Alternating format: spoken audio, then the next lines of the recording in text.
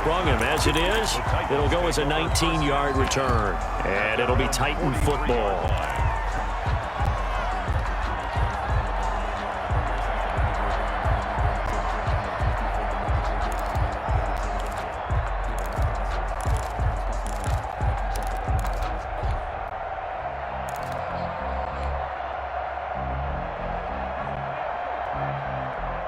The Titans offense set to begin the drive. Good drive last time. Really effective passing the football.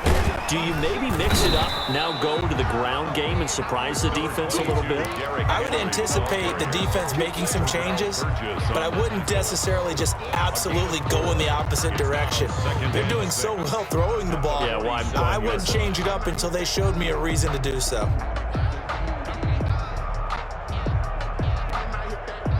Following the pickup of 4, here's 2nd and 6.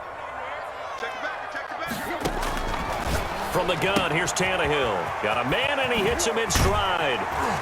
And he gets this inside the 35-yard line. 19 yards to pick up there. Move the chains. So many times in my career, I've heard coaches talk about completions are one thing. But as long as we're there at the catch and we get guys on the ground, we can live with that. But if you're going to give up 10, 12, 15 yards after the catch, then your defense is going to be in a lot of trouble. Tannehill with a play fake to Henry. He'll throw instead. He'll run it. And he is out of bounds inside the 30. Nice work to get 7 out of that, and it's 2nd down. Okay, he's not going to get the first down, but this is still a nice job of buying some time and then running to get to the sideline and get out of bounds and avoid the big hit. And some nice running going to get him down close to a first down at the Rams' 22. They get 5 out of that one, and it moves the chains. So many teams want to throw the ball in this situation nowadays, but I love watching a team that has enough confidence to go ahead and run the football. In that situation, that's almost a tendency breaker. Rolling to his right. Got a man, and it's taken in for a Titans touchdown. A 22-yard touchdown grab. And the Titans are able to extend their lead. So simple math here in the first half. They've had 3 drives offensively, and they have scored every time, and they've got the lead. Well, whenever we talk about adjustments, we usually talk about an offense making adjustments, right? This is all about the defense. They've got to figure out some way, somehow to slow them down. Do they blitz a little bit more? Do they play more zone coverage? Right now, they don't know where to go because they're hitting them in every direction.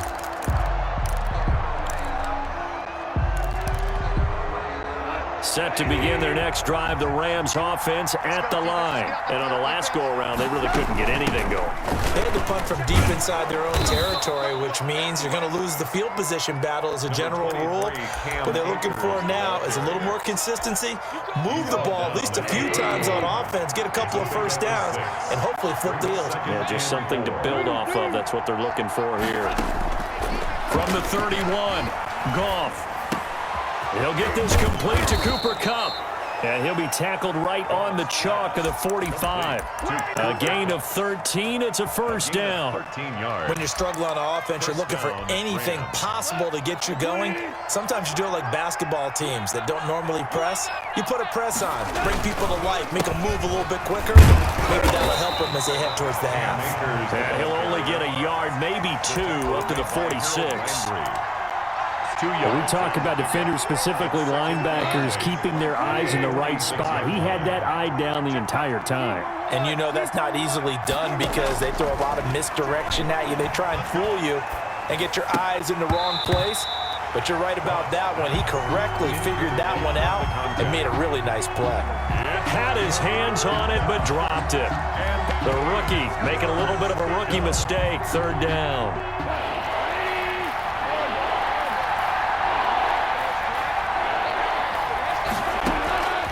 From the gun, here's Goff. He'll throw complete to Cam Akers. Yeah, he will go out right near the 35-yard line. The Rams, they are on the move. They've got another first down. Well, these guys have definitely been outplayed in the first half. I like their countenance. I like the way that they haven't panicked out there, the way they're carrying themselves. They're starting to move the ball, and what you have to do, maintain your poise and start to put together some drives.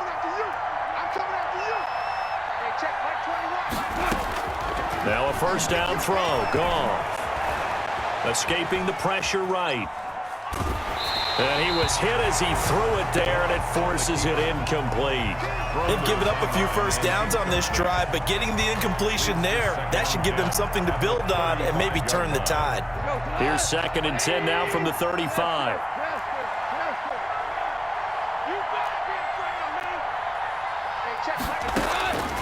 To the air again. Goff. Going to throw right side here. Complete. And the play goes nowhere. Losing yardage back near the 40 at the 39.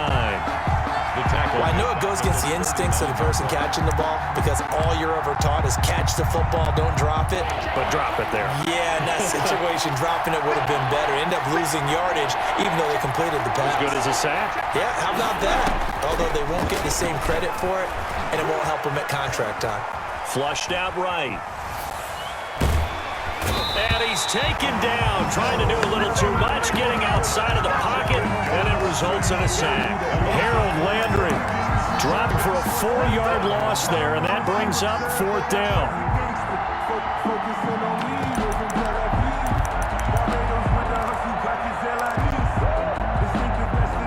Goff and his guys not coming off the field. They're going for this. On 4th down, Goff. And able to find Higbee. It's complete. And he's going to get this one down to the edge of the red zone. Not often do 4th down conversions result in 23 yards, but that's the case here. 1st down. We remind you that coming up in 2 minutes, we'll again head down to visit with Jonathan Coachman in Orlando, back for another year. He'll have scores from around the NFL here on this opening weekend.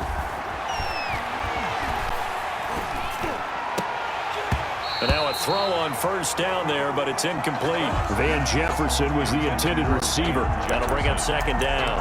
In the red zone, precision is the watchword. If the throw's a little too early, too late, maybe off a little bit, going to be a good chance that any attempt is going to be a contested one, and that one falls incomplete.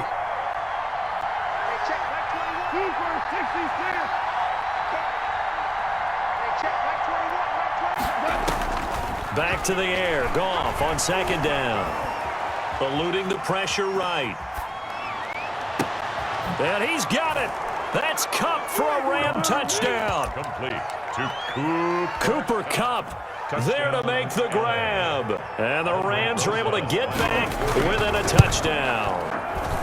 So he scrambled right, but was able to look back toward the middle of the end zone to find the target.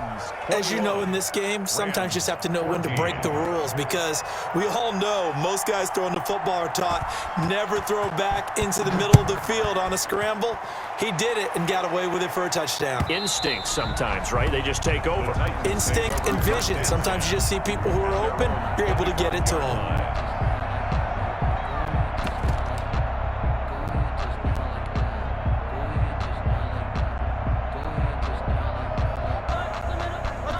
Tennessee offense about set and ready to go. Touchdowns on back-to-back drives. So a very good flow right now offensively. Hard to slow them down, too, because they are locked in. Feel like the offense coordinator's a little bit ahead of the defensive guys right now. They're beating them to the punch with their play calls. They've got a nice rhythm they're locked into. How can the defensive guys come up with something that'll disrupt that flow? That's what they're seeking right now. Well, it's been an exciting sequence to watch.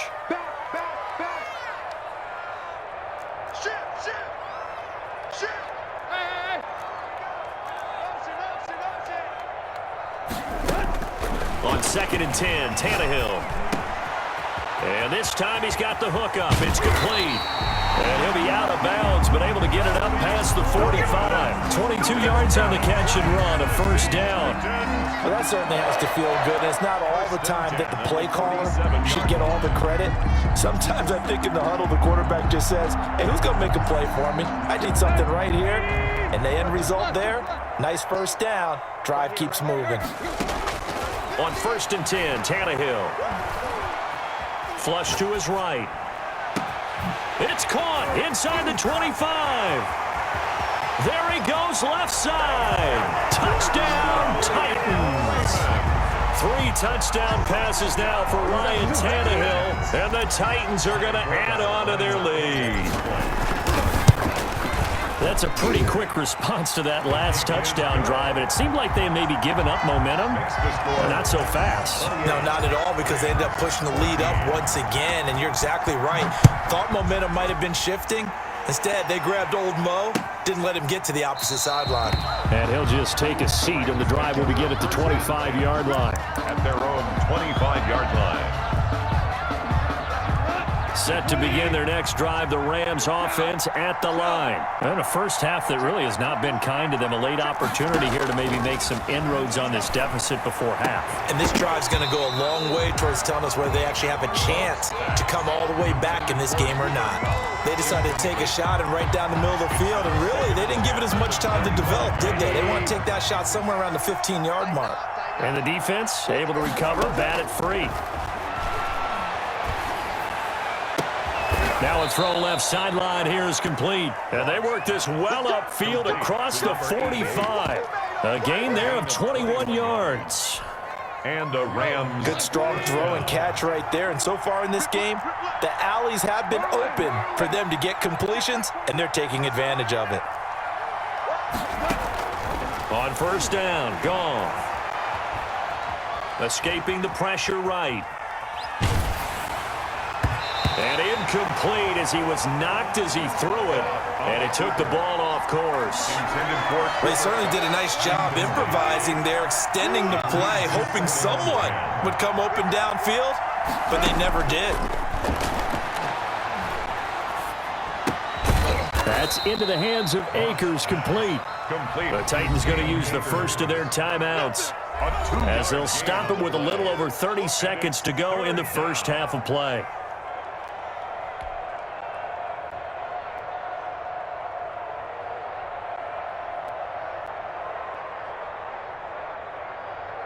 They had the catch on second down, but it didn't help at all, and now they're looking at third down here.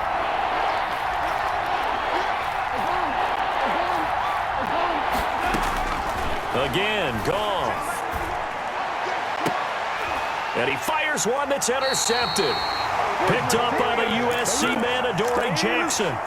Before we came up to the booth, last thing he said as we were walking off the field, want to play mistake-free football. Well, that just went out the window there with a pick. Andy, do you remember what you said to me when we were walking up to the booth after he said that? You're like, oh, fatal last words. Every time we hear that, things tend to fall apart a little bit, and that's what we saw there. Didn't get enough on that throw, and it turned into an interception. Now Tennessee going to use the second of their timeouts, as it comes with 22 seconds to go here in half number 1.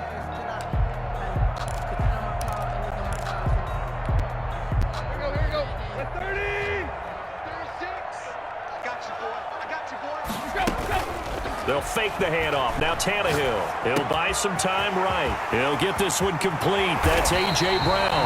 And he'll go down, but not before getting this inside the 30. 28 yards the gain there on the catch and run. First and 10 at the 28-yard line.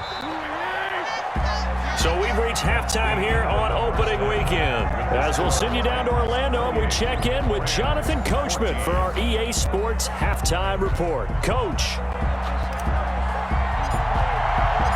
We'll see if week 1 fatigue becomes any kind of a factor as we are back underway in the second half. That'll be taken about a yard deep. And he returns this to the 22. The Rams take over first and 10. At their own 22-yard line.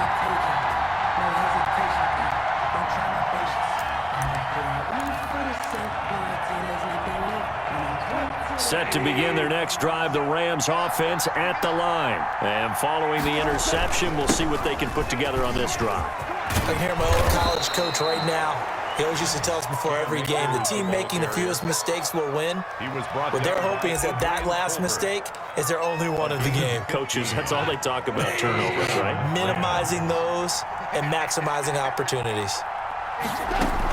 On first down, they'll stay with Akers on the ground. And they'll get him down after a pickup of 8, 2nd and 2. Good yardage there on first down. Exactly what you want.